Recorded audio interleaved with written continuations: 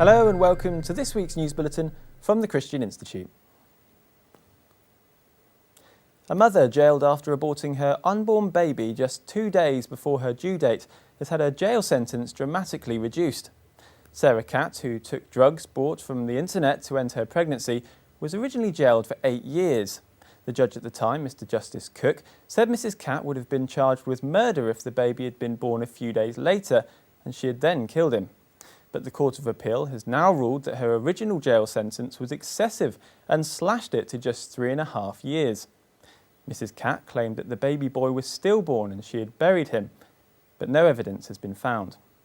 Catt, who was married with 2 children, had been having an affair with a work colleague and reportedly believed the child was his son. Commenting at the time of the original ruling, pro-life group Life said, "This case illustrates the confusion in the way the law approaches the value of unborn human life and the supposed right to choose an abortion." Proposals to make sex and relationships education compulsory in schools have been defeated in the House of Commons this week. The amendment to the Children and Families Bill, tabled by Labour, would also have scrapped the right of parents to remove their children from the sex education lessons. During Tuesday's debate, Education Minister Edward Timpson said, "The government did not believe that the right of parents to withdraw their children from sex and relationship education should be diminished. We see no need to amend the existing legislation." And fellow Tory MP Fiona Bruce supported the minister's view, adding, "We live in a society in which opportunities for parental involvement and influence need strengthening and encouraging, not reducing and diminishing." MPs voted 303 to 219 against the clause. A French mayor is facing up to 5 years in prison and a £63,000 fine for declining to carry out a same-sex marriage. Jean-Michel Collot from southwest France could also be removed from office or face suspension over the move. Mayor Collot rejected a wedding application from 2 men, a decision which was backed by his deputies.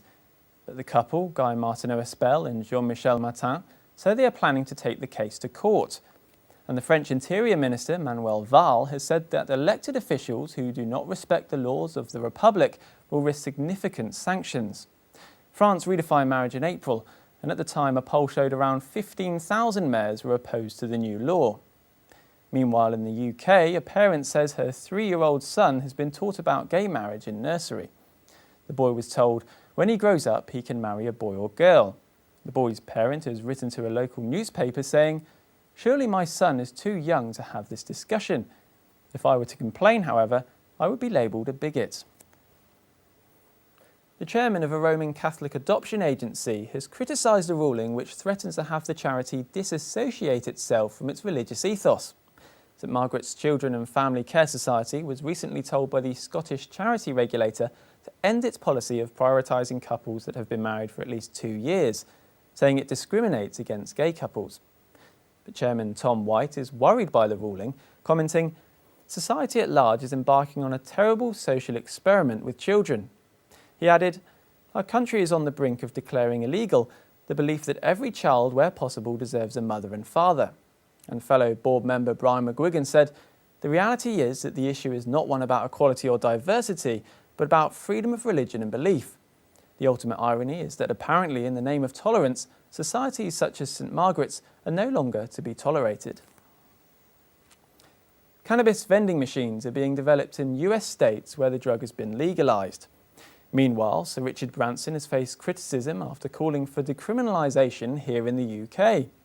The Virgin boss wrote a letter along with Caroline Lucas MP and others, published in The Times, calling for an alternative drug strategy and saying the current policy pointlessly criminalises people.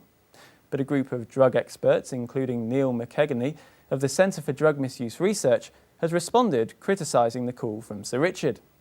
In their response to The Times, they point out, "There are now more medical marijuana outlets in some parts of the US than Starbucks cafes, with cannabis-laced soft drinks and medical marijuana vending machines already much in evidence." The letter continued, "At a time when the use of illegal drugs in the UK is in decline, we should be wary of those who claim that existing drug laws have failed." And finally, Christian charity The Message Trust were given the chance to make a short presentation to the Scottish Parliament this week during its time for reflection, which takes place just before the start of the week's proceedings. The Trust's founder, Andy Hawthorne, told MSPs the charity works in some of England's toughest inner-city estates, visiting schools and prisons and setting up youth projects and training schemes for ex-offenders. He said that he is now exploring new partnerships with Scottish churches to begin similar projects, as over the years they've seen crime come down, churches grow and communities transformed. Andy then took time to reflect on the words of Jesus in Matthew 16. When Jesus Christ said, "I will build my church and hell itself will not be able to stop it," I'm sure the religious leaders watching him suffer and die thought, sure thing, you're going to build a church. You've never set foot outside a country smaller than Scotland. You've never written a book. You've got no money. You've actually got hardly any followers anymore. You're dying a criminal's death. And yet you claim you're going to build a church that will spread throughout the world and go on into eternity. Well, I have good news for you today. Jesus Christ keeps his promises. All of them. And today, Tuesday the 11th of June, more people than ever will discover what I discovered almost 40 years ago. A God who delivers on his promises for the planet and his promises for individual faithful people. Promises of peace, joy and love for him and for others. A confidence of a glorious hope for the future. Now, that's what I call good news. Well, that's all for this week. For more information and regular updates on all of our stories, plus much more, visit our website at christian.org.uk. Until next time, goodbye.